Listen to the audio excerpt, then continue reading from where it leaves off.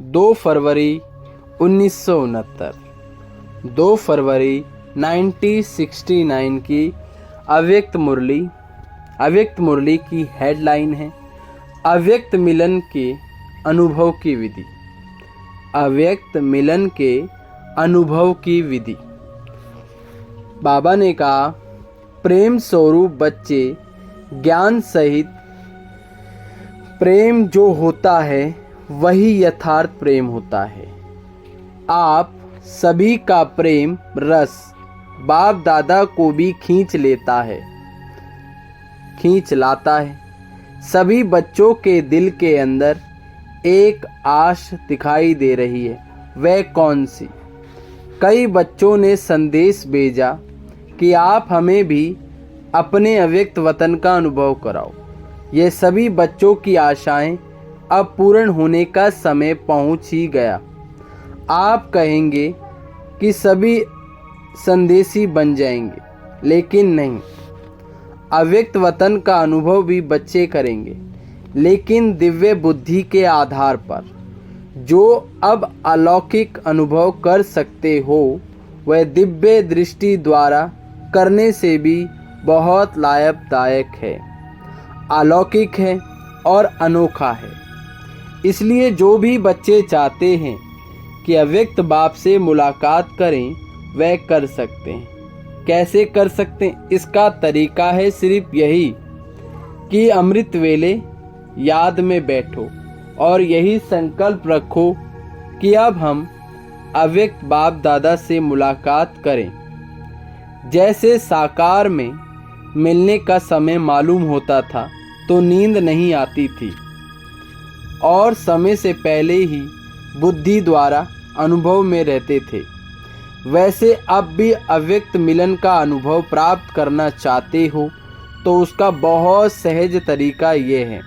अव्यक्त स्थिति में स्थित होकर रूह रिहान करो तो अनुभव करेंगे कि सचमुच बाप के साथ बातचीत कर रहे हैं। और इसी रूह रिहान में जैसे संदेशियों को कई दृश्य दिखाते हैं, वैसे ही बहुत गुह्य गोपनीय रहस्य अनुभव बुद्धि योग से अनुभव करेंगे। लेकिन एक बात यह अनुभव करने के लिए आवश्यक है, वह कौन सी मालूम है? अमृत वेले भी अव्यक्त स्थिति में वही स्थित हो सकेंगे जो सारा दिन अव्यक्त स्थिति में और अंतर्मुख स्थिति में स्थित होंगे। वही अमृत वेले यह अनुभव कर सकेंगे।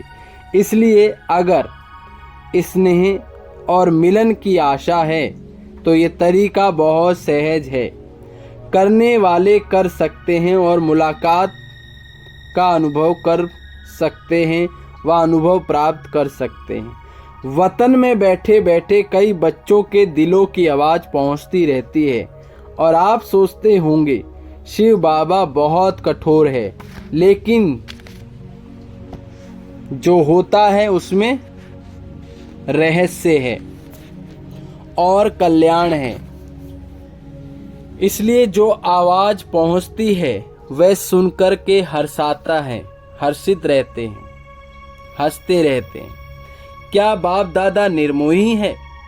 आप सभी बच्चे निर्मोही हो, निर्मोही बने हो तो बाप दादा निर्मोही और बच्चों में शुद्ध मोह, तो मिलन कैसे होगा? बाप दादा में शुद्ध मोह है। साकार बाबा का बच्चों में शुद्ध प्यार था, शिव बाबा का नहीं, बाप दादा का। जैसा हमारा वैसा नहीं। शुद्ध मोह बच्चों से जाती है, लेकिन बाप दादा और बच्चों में एक अंतर है। वह शुद्ध मोह में आते हुए भी निर्मोही है और बच्चे शुद्ध मोह में आते हैं तो कुछ स्वरूप बन जाते हैं, या तो प्यारे बनते हैं या न्यारे बनते हैं। लेकिन बाप दादा न्यारे और प्यारे साथ साथ बनते हैं। ये अंतर जो रहा हुआ है, इसको जब मिटाएंगे तो क्या बनेंगे? अंतर्मुख, अव्यक्त, अलौकिक। अभी कुछ कुछ लौकिकपन भी मिल जाता है, लेकिन जब ये अंतर खत्म कर देंगे तो बिल्कुल अलौकिक और अंतर्मुखी अव्यक्त फरिश्ते नजर आएंगे। इस साकार वतन में रहते हुए भी फरिश्ते बन सकते हो। आप फिर कहेंगे, आप वतन में जाकर फरिश्ते क्यों बने, यहाँ ही बनते। लेकिन नहीं, जो बच्चों का काम है वे बच्चों को साजे, जो बाप का कार्य है वे बाप करते हैं। बच्चों को अब पढ़ाई का शो दिखाना है, टीचर को पढ़ाई का शो नहीं दिखाना। टीचर को पढ़ाई पढ़ानी होती है, स्टूडेंट को पढ़ाई का शो दिखाना होता है। शो केस में शक्तियों को, पांडवों को आना है। बाप दादा तो है ही गुप्त। अभी सभी के दिल में यही संकल्प है कि अब जल्दी जल्दी ड्रामा की सीन चलकर खत्म हो। लेकिन जल्दी होगी, हो सकती है, होगी या हो सकती है। भावी जो बनी हुई है वह तो बनी हुई है और बनी ही रहेगी। लेकिन बनी हुई भावी में इतना नजर आता है कि अगर कल्प पहले माफिक संकल्प आता है तो संकल्प के साथ साथ अवश्य पहले भी पुरुषार्थ, पहले भी तीव्र पुरुषार्थ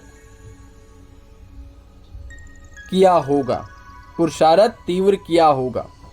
तब तो ये संकल्प आता है कि ड्रामा का सीन जल्दी पूरा हो, पूरा कर सभी अव्यक्त वतनवासी बन जाएं। बनना तो है, लेकिन आप बच्चों में इतनी शक्ति है जो अव्यक्त वतन को भी व्यक्त में खींचकर ला सकते हो। अव्यक्त वतन का नक्शा व्यक्त वतन में बना सकते हो। आशाएं तो हर एक की बहुत हैं, ऐसे पहुंचती हैं जैसे इस साकार दुनिया में बहुत बड़ी ऑफिस होती है टेलीफोन और टेलीग्राफ की। वैसे बहुत शुद्ध संकल्पों की तारे वतन में पहुंचती रहती हैं। अभी क्या करना है, कई बच्चों के कुछ लोक संग्रह प्रति पर्सन भी हैं, वह भी पहुंचते हैं। कई बच्चे मूझते हैं कि साकार द्वारा कहाँ की सूक्ष्म वतन है नहीं, तो बाबा कहाँ गए, कहाँ से मिलने आते हैं, कहाँ ये संदेश भेजते हैं, क्यों भोग लगाते हो। इसका भी राज है। क्यों कहा था, इसका मूल कारण यही है कि जैसे आप लोगों ने देखा होगा कि कभी कभी छोटे बच्चे जब कोई चीज़ के पीछे लग जाते हैं तो वे चीज़ भले अच्छी भी होती है, लेकिन हद से ज़्यादा उस चीज़ क्या कहा, इस क्यों भोग लगाते हैं, इसका भी राज है। क्यों कहा था, इसका मूल कारण यही है कि जैसे आप लोगों ने देखा होगा कि कभी कभी छोटे बच्चे जब कोई चीज़ के पीछे लग जाते हैं तो वे चीज़ भले अच्छी भी होती है, लेकिन हद से ज़्यादा उस चीज़ के पीछे पड़ जाते हैं तो बच्चों से क्या किया जाता है, वह चीज़ उनकी आंखों से छिपाकर यह कहा जाता है कि है नहीं। इसलिए ही कहा जाता है कि इसकी जो एक्स्ट्रा लगन लग गई है वह कुछ ठीक हो जाए। इसी रीति से वर्तमान समय कई बच्चे इन्हीं बातों में कुछ चटक गए थे, तो उनको छुड़ाने के लिए साकार में कहते थे कि सूक्ष्म वतन है नहीं। तो यह भी बच्चों को इस बात से बुद्धि हटाने के लिए कहा था। लेकिन इसका भाव यह नहीं है कि अगर बच्चों से चीज़ छिपाई जाती है तो वह चीज़ खत्म हो जाती है। नहीं, ये एक युक्ति है चटकी हुई चीज़ से छुड़ाने की। यह युक्ति भी है। अगर सूक्ष्म वतन नहीं तो भोग कहाँ लगाते हो।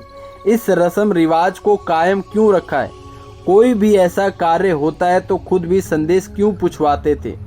तो ऐसे नहीं कि सूक्ष्म वतन नहीं है, सूक्ष्म वतन है, लेकिन अब सूक्ष्म वतन में आने जाने की बजाय स्वयं ही सूक्ष्म वतनवासी बनना है। यही बाप दादा की बच्चों में आशा है। आना जाना ज़्यादा नहीं होना चाहिए, माना अव्यक्त स्थिति। ये यथार्थ कमाई किसमें है, तो बाप बच्चों को कमाई को देखते हैं और कमाई के लायक बनाते हैं। इसलिए सभी रहस्य बोलते रहे। अभी समझा है कि क्यों कहा था और अब क्या कहा। सूक्ष्म वतन के अनुभव को अनुभव करो, सूक्ष्म वतन के अव्यक्त अनुभव को अनुभव करो। सूक्ष्म स्थिति को अनुभव करो। आने जाने की आशा अल्पकाल की है। अल्पकाल के बजाय सदा अपने को सूक्ष्म वतनवासी क्यों नहीं मनाते, और सूक्ष्म वतनवासी बनने से बहुत वंडरफुल अनुभव करेंगे। खुद आप लोग वर्णन करेंगे कि यह अनुभव हुआ और संदेशियों के अनुभव में कितना फर्क है।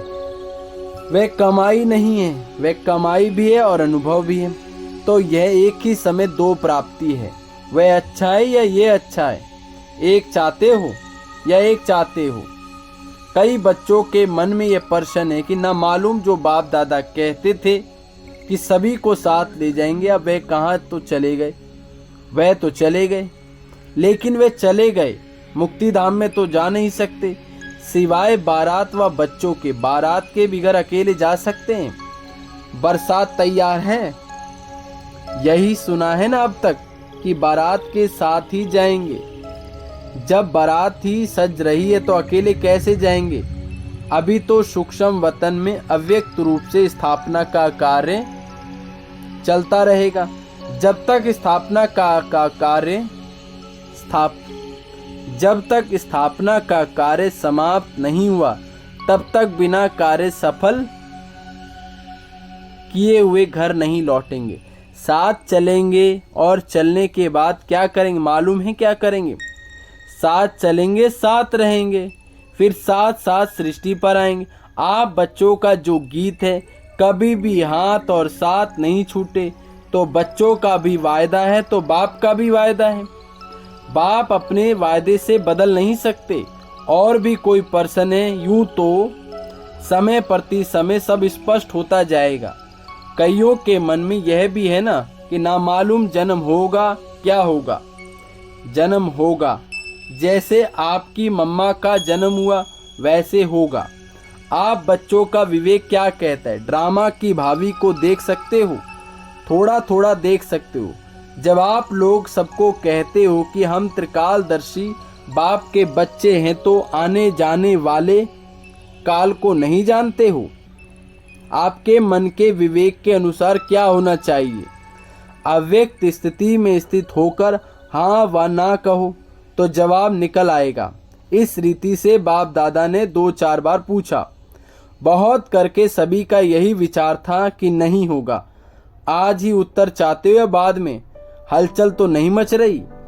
यह भी एक खेल रचा है। छोटे छोटे बच्चे तालाब में पत्थर मारकर उनकी लहरों से खेलते हैं, तो यह भी एक खेल है। बाप तुम सभी के विचार सागर में पर्सनों के पत्थर फेंककर तुम्हारी बुद्धि रूपी सागर में लहर उत्पन्न कर रहे हैं। उन्हीं लहरों का खेल देख बाप दादा देख रहे हैं। अभी आप सबके साथ अव्यक्त रूप से स्थापना के कार्य में लगे रहेंगे। जब तक स्थापना का पाठ है, तब तक अव्यक्त रूप से आप सभी के साथ ही हैं। समझ गए? वतन में मम्मा को भी इमर्ज किया। पता है क्या बात चली? जैसे साकार रूप में साकार वतन में मम्मा बोलती थी, बाबा आप बैठे रहिए, हम सभी काम कर लेंगे।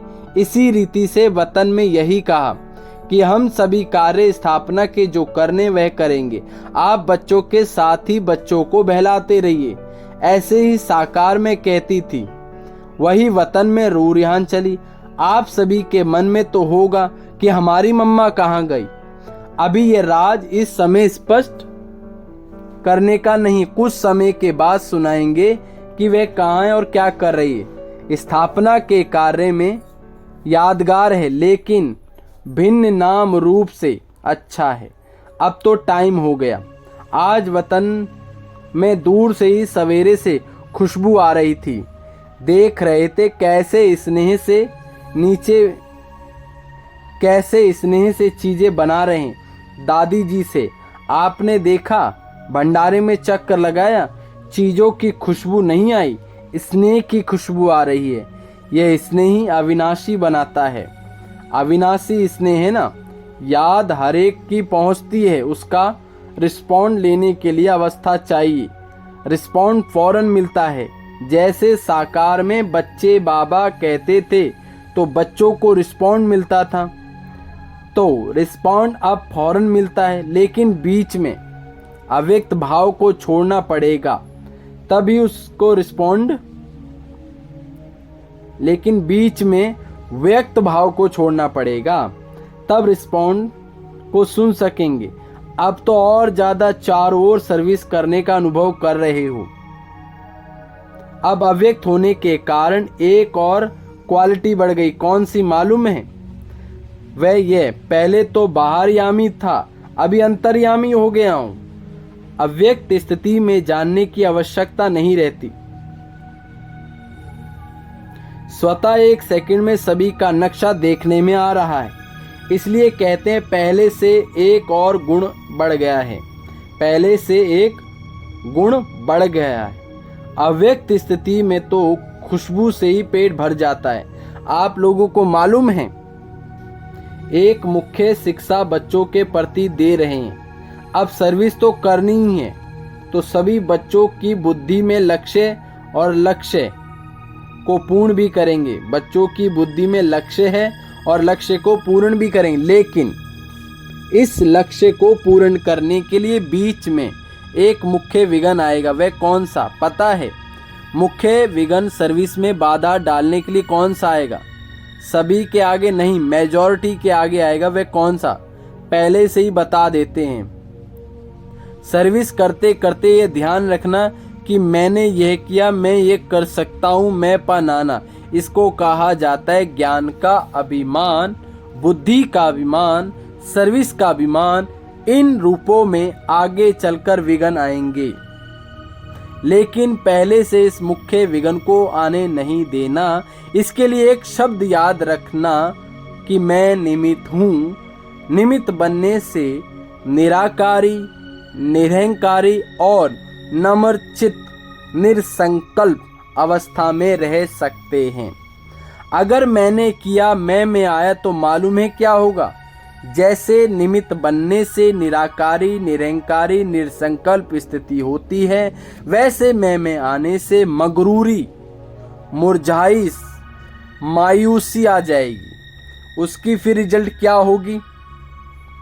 आखिरीन अंत उसकी रिजल्ट यही होती है कि चलते चलते,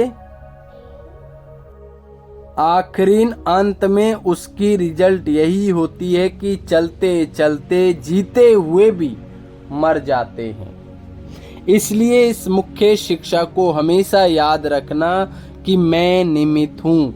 निमित्त बनने से कोई भी अहंकार उत्पन्न नहीं होगा। नहीं तो अगर मैंपन आ गया तो मतभेद के चक्कर में आ जाएंगे। इसलिए इन अनेक व्यर्थों के चक्कर से बचने के लिए स्वदर्शन चक्र को याद रखना, क्योंकि जैसे जैसे महारथी बनेंगे वैसे ही माया भी महारथी रूप में आएगी। साकार रूप में अंत तक कर्म करके दिखाया। क्या कर्म करके दिखाया याद है? क्या शिक्षा दी? यही कि निरहंकारी और निर्माणचित होकर एक दो में प्रेम प्यार से चलना। एक माताओं का संगठन बनाना है। एक माताओं का संगठन बनाना है। जैसे कुमारियों को ट्रेनिंग क्लास किया, वैसे ही माताओं जो मददगार बन सकती हैं और उन्हों को मधुबन में संगठन रखना है। उन्हों का मधुबन में संगठन रखना है। कुमारियों के साथ माताओं का संगठन हो। संगठन के समय फिर आना होगा। स्नेह को देखते हुए तो ड्रामा याद आता है ना, याद आ जाता है। ड्रामा जब बीच में आता है तो साइलेंस हो जाते हैं। स्नेह में आए तो क्या हाल हो जाएगा, नदी बन जाएगी। लेकिन नहीं ड्रामा, लेकिन नहीं सब ड्रामा। जो कर्म हम करेंगे वह फिर सभी करेंगे। इसलिए साइलेंस। अगर सभी साथ होते तो जो अंतिम कर्मातीत अवस्था का अनुभव था वह ड्रामा प्रमाण और होता, लेकिन था ही ऐसे। इसलिए थोड़े ही सामने थे। सामने होते भी जैसे सामने नहीं थे। स्नेह तो वतन में है और रहेगा, अविनाशी है ना। लेकिन जो सुनाया कि स्नेह को ड्रामा साइलेंस में ले आता है, यही साइलेंस शक्ति को लाएगी। फिर वहाँ साकार मिलन होगा। अव्यक्त अभी अव्यक्त रूप में मिलते हैं, फिर साकार रूप में सतयुग में मिलेंगे। ये सीन तो याद आती है ना, खेलेंगे पाठशाला में आएंगे मिलेंगे। आप नूरे रतन सतयुग की सीनरी वतन में देखते रहते हो। जो बाप देखते हैं वे बच्चे देखते रहते हैं और देखते जाएंगे। अब तो ज्वाला रूप होना है, आपका ही ज्वाला रूप का यादगार है। पता है ज्वाला देवी भी है, वह कौन सी है? ये सभी शक्तियों को ज्वाला देवी, ज्वाला स्वरूप देवी बनना है। ऐसी ज्वाला प्रज्वलित करनी है जिस ज्वाला में कलयुगी संसार जलकर भस्म हो जाएगा। अच्छा, हम बच्चों की प्यारे मीठे इतनी ऊंची शिक्षा देने वाले प्यार के सागर सर्वशक्तिवान बाबा को याद प्यार और नमस्ते। सदा रहो हंसते, बन जाओ फरिश्ते, चलो परम धाम के रास्ते। मेरा बाबा, प्यारा बाबा, मीठा बाबा, शुक्रिया बाबा, आई लव यू बाबा। विदाई के समय बाप दादा बोले, विदाई के समय बाप दादा बोले, सभी सेंटर्स के अव्यक्त स्थिति में स्थित हुए नूरे रत्नों को बाप दादा का अव्यक्त याद प्यार स्वीकार।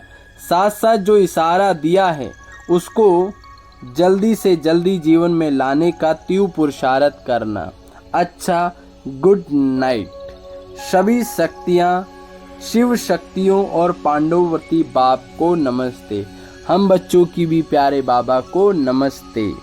तो बाबा ने विशेष कहा, ऐसा विजयी बनो जो आपके संग से अनेक आत्माएं विजयी बन जाएं। ऐसा विजयी बनो जो आपके संग से अनेक आत्माएं विजयी बन जाएं। आगे की अव्यक्त मुरली सुनने के लिए आप इस चैनल को सब्सक्राइब करें, साथ साथ बेल आइकन को भी क्लिक करें और वीडियो को लाइक करें। ओम शांति। बाबा साथ, रास्ते साफ, और साथ साथ संकल्प रखें, मैं आत्मा बाबा का आज्ञाकारी बच्चा हूँ। ओम शांति।